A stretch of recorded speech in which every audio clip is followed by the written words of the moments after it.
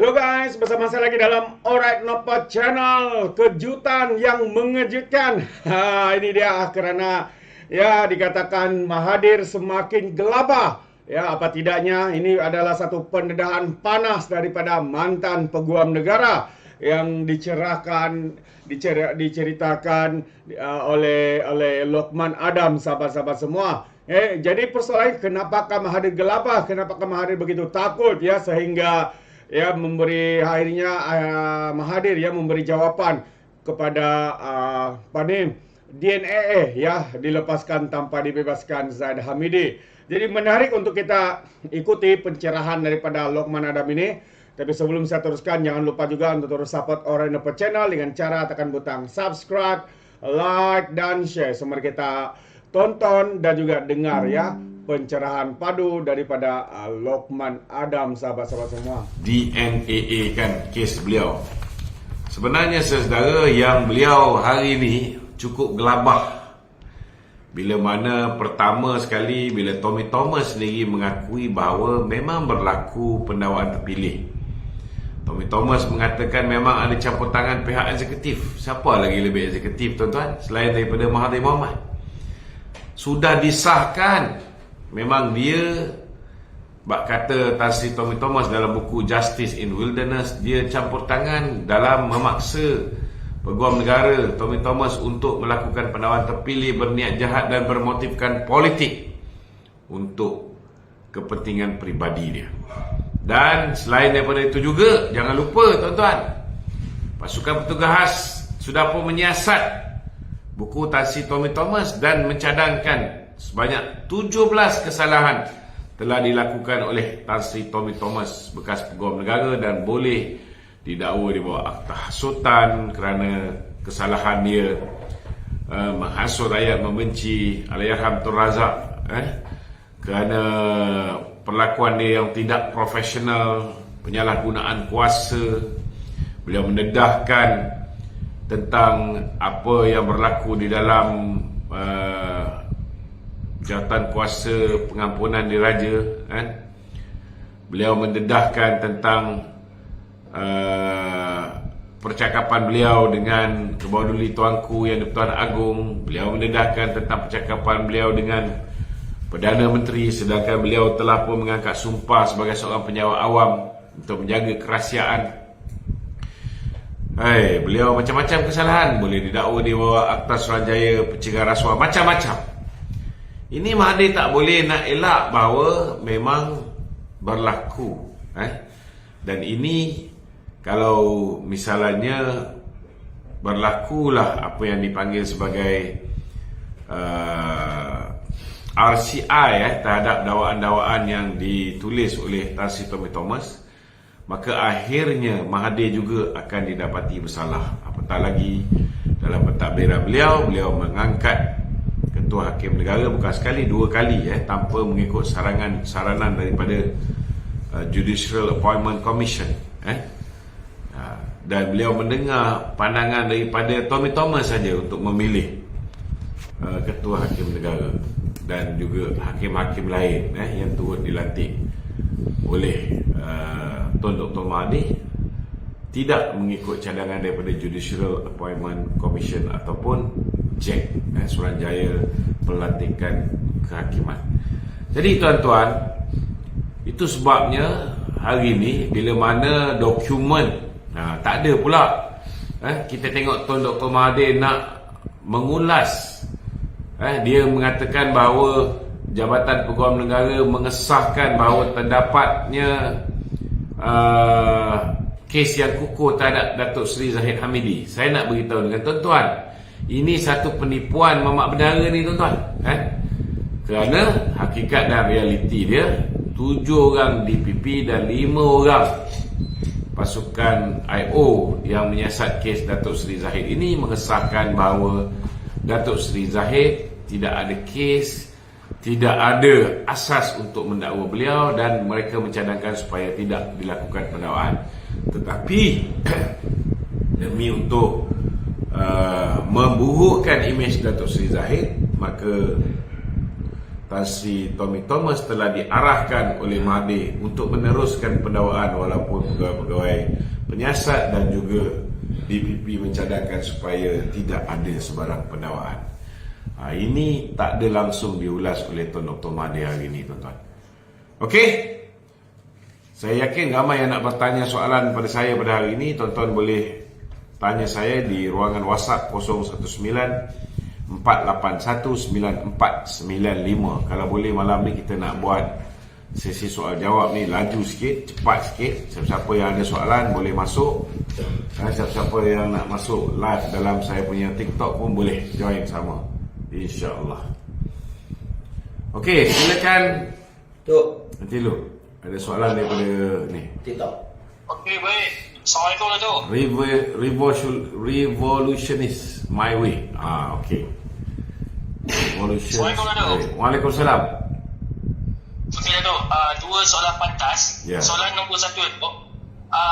Kita dapati tuduhan 40 tuduhan yang pertama Datuk Dwi Zahid dilepaskan dan semasa perbicaraan kita didedahkan ada lagi beberapa pelbagai nama yang menerima tanda UKSP.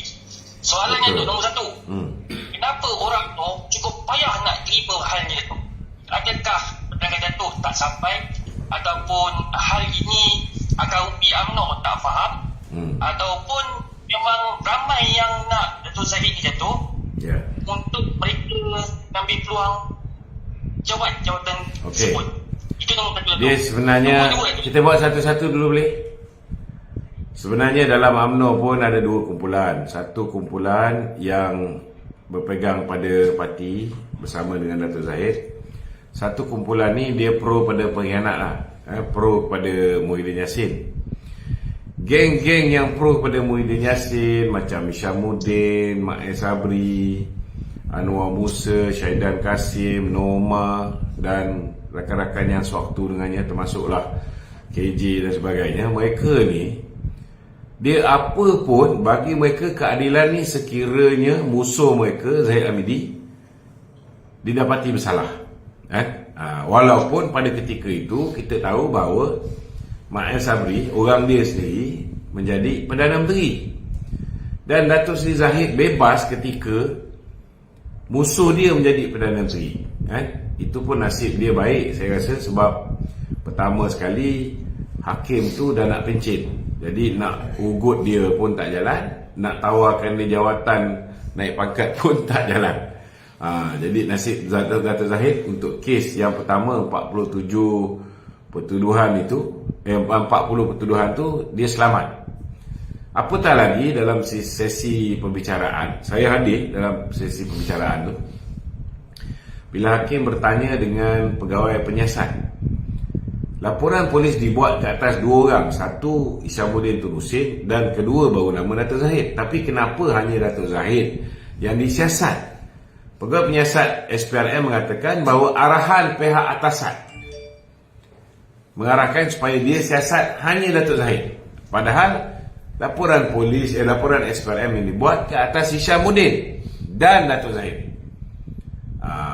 Sebab apa Isyamuddin tak disiasat? Sebab Isyamuddin membantu Atok untuk menarik 16 orang wakil rakyat daripada Barisan Nasional untuk melompat parti pergi ke Bersatu, dan dia bantu untuk convert pemimpin-pemimpin UMNO Sabah untuk bertukar menyertai Bersatu secara beramai-ramai.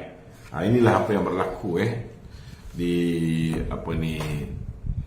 dalam mahkamah. Dalam masa yang sama juga ketika peguam Datuk Zahid iaitu Datuk Zaidi bertanya dengan salah seorang daripada orang yang mengatakan bahawa dia telah memberikan sumbangan kepada Datuk Zahid. Bila ditanya siapa lagi yang menerima, jawapan daripada siapa nama dia tak silap saya, David. Ini cerita dah agak lama jawapan daripada individu tersebut dia kata selain daripada sumbangan yang diberikan kepada Datuk Zahid, dia juga ada menyumbang pada banyak pemimpin-pemimpin politik yang lain. Antaranya Tun Dr. Mahathir, dia beri 2.6 juta ringgit melalui siapa nama? Tan Sri Rahmat. Tan Sri Rahmat ni ialah suami kepada anak saudara Tun Dr. Mahathir, ya, Puan Sri Yasmin. Syarikat Yasmin ni, iaitu syarikat yang membolot projek-projek apa dipanggil ni, anti-ras, vendor kepada Proton, dan antara yang turut menerima ialah Tan Sri Mahyudin Yassin, dia terima 1.3 juta ringgit. Selain daripada itu, yang menerima antaranya ialah Hishamuddin Tun Hussein, Syafi'i Abdal, siapa lagi, Khairi Jamaluddin, ramailah, Syarif Hamdan dan sebagainya. Ramai yang terima, tuan-tuan. Ada Syarif Hamdan? KSB saya ada. Ada. Okey, itu antara yang menerima, yang menerima daripada ni. Tapi masalah dia, bila yang lain-lain ni terima, ianya dianggap sebagai dana politik. Memang tak salah terima dana politik, tuan-tuan. Yang salah ialah bila orang politik musuh kepada Mahathir, musuh kepada Muhyiddin, menerima dana politik, ianya David Tan Siong San. David Tan, kan? David Tan. Syaril tu aku tak pernah dengar lagi nama dia. Ada, nama dia ada. Ada? Pet, Okey. Wan Kuris. Wan Kuris tu tukang bagi duit. Wan Badak lah tu, pegawai khas KJ dulu. So bila KJ terima, Syarif Hamdan terima, Nipah Ahmad terima, orang lain semua terima, semua tak salah. Memang betul lah, tuan-tuan, tak salah. Sebab orang politik dalam negara ni dibolehkan. Pernah tahun 2012 NKRI rasuah di bawah Datuk Seri Najib dulu, kita mencadangkan supaya diwujudkan satu undang-undang di mana setiap pendanaan kepada parti politik atau individu politik perlu diisytiharkan siapa yang memberi berapa jumlah dan sebagainya. Tetapi pada ketika itu hanya Perdana Menteri dan Timbalan Perdana Menteri yang bersetuju. Orang lain tak setuju, parti-parti politik lain tak setuju. Jadi tak adalah sebarang undang-undang yang menghalang mana-mana ahli politik ataupun parti politik menerima dana daripada sesiapa juga. Ini hakikat dia. Bila Dato' Zahid terima dana tu, mereka kata ianya rasuah. Bila geng-geng mereka terima dana tu, ianya sedekah. Inilah dia, tuan-tuan. Saya pun tak tahulah rakyat Malaysia ni, kan. Takkanlah tak boleh fikir menggunakan otak yang waras. Mana boleh ada dua set undang-undang yang berbeza. Bila orang UMNO kena, ini rasuah. Bila orang dia yang terima, ini sedekah. Fikir pun boleh tahulah, kan. Tapi kadang-kadang aku rasa rakyat Malaysia ni, aku nak suruh berfikir pun payahlah, kan. Bebe lagi yang belajar kat Oxford, belajar kat Cambridge, kan. Kadang-kadang bebal dia orang ni lebih daripada kita. Minta maaf cakap lah. Selagi Dato' Zahid tu tak didapati bersalah, selagi itulah dia orang takkan puas hati. Okey. Datuk, soalan kedua tu. Datuk dah, sebenarnya jawapan Datuk ni saya dah dengar hampir setahun, Datuk. Itu dah masalah. Bila korang dengar, korang faham. Tapi yang puak-puak ni dia tak nak dengar. Dan saya pun boleh faham, Datuk. Saya ni orang yang bukan berparti. Cuma yang saya tak faham ni, Datuk, kenapa orang UMNO sendiri atau UMNO sendiri boleh tak faham hal ni? Sebab orang UMNO ni pun, kau kena faham, ada yang dapat jadi ahli parlimen, ada yang tak dapat. Betul tak? Siapa yang menentukan siapa jadi ahli parlimen? Sebahagian besarnya keputusan akhir ialah Presiden UMNO. Betul tak? Yang kedua, kau dah menang jadi ahli parlimen pun, last kali ada yang dapat jadi Timbalan Menteri, ada yang jadi menteri, ada yang tak dapat apa-apa. Siapa yang menentukan? Kan? Mestilah Presiden UMNO juga akhirnya menentukan. Jadi sudah pastilah ada yang puas hati, ada yang tak puas hati. Yang mana dapat jawatan mungkin dia orang puas hati, yang tak dapat jawatan mungkin dia orang tak puas hati, kan? Itu je. Itu je, formula dia senang. Hari ni bila di bawah pemerintahan Datuk Seri Anwar Ibrahim, orang yang khianat pada UMNO, orang yang khianat pada apa ni perjuangan, kan? Contohnya daripada pilihan raya ada 10 orang yang telah pun memberikan SD kepada Tan Sri Muhyiddin. Ada yang digugurkan, tak diberikan peluang jadi Timbalan Menteri, nak jadi menteri pun tak dapat. Ada juga yang dapat jawatan juga. Tapi itu semua atas presiden parti.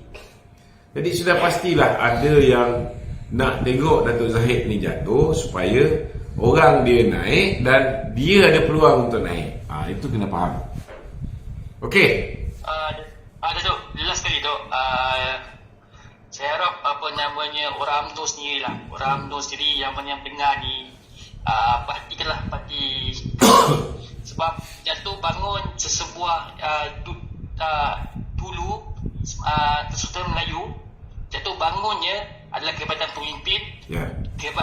Naiknya adalah Jabatan Pemimpin, tapi jatuhnya kerana ada pengkhianat. Betul. Jadi Sikitul, kerana adanya Sikitul. Ya, kerana ada Sikitul. Jadi kepada ahli UMNO ni, you guys kena walak lah dekat parti. Dia sebenarnya dia jawapan dia senang, kena pakai otak lah. Datuk, otak pun satu Datuk. Walak tu penting Datuk. Walak ni pun walak pun tak boleh membabi buta, kan? Ni masalahnya dia orang ni buta lagi teruk daripada babi. Bukan membabi buta lagi. Okey Datuk, terima Macam kasih Datuk. membuta je. Okey. Okay, ada 3.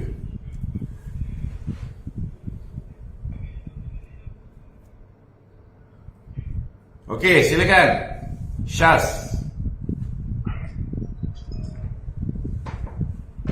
Assalamualaikum Datuk. Waalaikumsalam. Datuk, saya ada dengar baru-baru ni berita daripada Taiwan kalau tak salah. Kata Saya dah ulas semalam tentang Tun Dr. Mahathir, 830 bilion ringgit. Pertanyaannya, adakah kerajaan akan membuat siasatan satu, dan sekiranya benda tu tak benar, bukankah Tun tua ni boleh samankan Betul. stesen TV tu ke apa kan? Macam semalam saya sebut, Selanjutnya yang tu rasa pihak kerajaan patut buat. Ini kalau dapat bawa balik ni separuh daripada hutang negara tu. Banyak. Betul. Tak adalah separuh hutang negara. 800 bilion ya. Oh ya, betul lah. Lebih daripada separuh hutang negara kita itu dapat diselesaikan. bagi rakyat seorang 10 juta. Okey tu. Saya cadangkan supaya PMX segerakan siasatan ke atas apa yang didakwa oleh media-media daripada Taiwan tu. Sebab bukan sikit 830 bilion daripada tahun 1984 katanya. sampai 2021. Maknanya baru-baru dapat 22 bulan ni pun dia sapu. Ni pula ada bahalul mana tak nak pergi angkat lagi Mahathir ni menjadi Perdana Menteri Malaysia yang ke-11. Kalau kali pertama dia dapat jadi Perdana Menteri, dia dapat berkuasa selama 22 tahun. Kali kedua dia jadi Perdana Menteri, dia berkuasa selama 22 bulan. Saya rasa kali ketiga dia jadi Perdana Menteri ni, kalaupun tak dapat 22 hari, mungkin 22 jam agaknya. Okey Datuk, maaf lagi satu pertanyaan. Mungkin Datuk pun dah dengar kan komen daripada anak dia. Dia mengatakan dia suruh buang UMNO. PH suruh buang UMNO kan. Jom kita bagi starlight kat dahi dia tu. Dia suruh buang UMNO, tapi dia pun bukan ahli parlimen kan. Jadi kalaupun PMX buang UMNO, yang pasti dia takkan dapat jadi Perdana Menteri. Itu je kan. Itu sebab sekarang ni Tuan Dr. Mahathir sedang berusaha untuk menjadi ahli parlimen. Dia sedang mengadakan perundingan dengan pihak-pihak tertentu supaya orang tu kosongkan kursi dia. Orang tu pun tak berapa sihat, hutang pun banyak, Dia suruh orang tu kosongkan kursi dia, bagi laluan untuk dia bertanding sebagai ahli parlimen. Dia bukan suruh orang tu pergi hospital, suruh telan Panadol dia. Okey dah baik. Okey. Datuk, terima kasih atas pencerahan. Teruskan Datuk. Okey, sama. Terima kasih. InsyaAllah. Assalamualaikum. Waalaikumsalam warahmatullahi. Okey, ada soalan daripada ni? Ada tu. Kita Ya. seperti yang kita jangkakan lah minggu ni. Okey. Di parlimen bersidang dan kecoh dengan perbahasan berkenaan isu DNA dan AGC ni tu. Komen sekali lagi tu. Saya dah komen, saya penjawapan mudah. Jangan bazir masa kita melayan kerana belakang ni. Kerana apa juga fakta yang kita berikan kepada puak-puak pembangkang ni, mereka they already made up their mind. Diorang takkan boleh terima penjelasan macam mana bagus kita bagi pun. Datuk Seri Azalina bagi pukulan lipat maut pun, mereka tetap tak boleh terima. Sebab Datuk Zahid ini telah mengecewakan mereka semua. Macam cerita tu. Mereka kecewakan dan Datuk Zahid tak pilih dia. Kalau Datuk Zahid pilih Muhyiddin jadi Perdana Menteri, hari ni Hamzah tak adalah risau dia punya anak berhadapan dengan kes mahkamah. Hari ni menantu Muhyiddin tak payahlah lari keluar negara. Betul tak? Hari ni Haji Hadi tak perlu dipanggil lagi untuk beri keterangan di balai polis. Mahathir dan Tun Daim pun akan terus bebas. Kita dah buat reformasi ni 25 tahun. Jangan lupa perkataan reformasi tu berasal daripada cogan kata Pergerakan Pemuda UMNO Malaysia zaman Datuk Zahid menjadi Ketua Pemuda UMNO, Pemuda Pemangkin Gerakan Reformasi. Pemuda UMNO ketika itu popular dengan slogannya. Apa slogannya? Pemuda Pemangkin Gerakan Reformasi. Dia menentang amalan KKN, korupsi, kronisme dan nepotisme yang dilakukan oleh Tun Dr. Mahathir. Dan 25 tahun daripada tahun 1998 kita lawan Mahathir, sehingga ke hari ini Mahathir seorang je yang tak pernah dihadapkan ke muka pengadilan. Tak pernah. Tapi berapa ramai orang telah dianiaya oleh Mahathir. Bila dia dapat kuasa, dia salah gunakan kuasa, dia gunakan ISA, penjarakan Datuk Seri Anwar, penjarakan kami semua dulu. Datuk Zahid pun kena, Datuk Dr. Zamri pun kena. Ramai orang pernah menjadi mangsa kepada Tun Dr. Mahathir. Terbaik itu dia sahabat semua, pencerahan daripada Datuk Lokman Adam yang mengejutkan kita juga, bagaimana Tun Dr. Mahathir ini dengan kekejaman, kezaliman semasa menjadi Perdana Menteri. Khususnya kita boleh nampak bagaimana dia memperlakukan Datuk Seri Anwar Ibrahim disumbat, diterajang, dipukul sehingga hampir melayang nyawanya. Tetapi dengan semangat yang jitu, hari ini kita boleh melihat Datuk Seri menjadi Perdana Menteri. Alright, jadi terima kasih kerana bersama. Kiranya anda mau berikan komen, anda boleh berikan komen di dalam ruangan komen. Jadi izinkan saya untuk mengundurkan diri dan seperti biasa, peribahasa mengatakan tak apapun kangkap 2 ton keinginan. Dalam bahasa Melayanya, tepuk dadah, tanya selera. Sekian saja daripada Orang Dapat Channel, sampai kita berjumpa lagi. Bye-bye. Aturan urusan mesyuarat dan usul.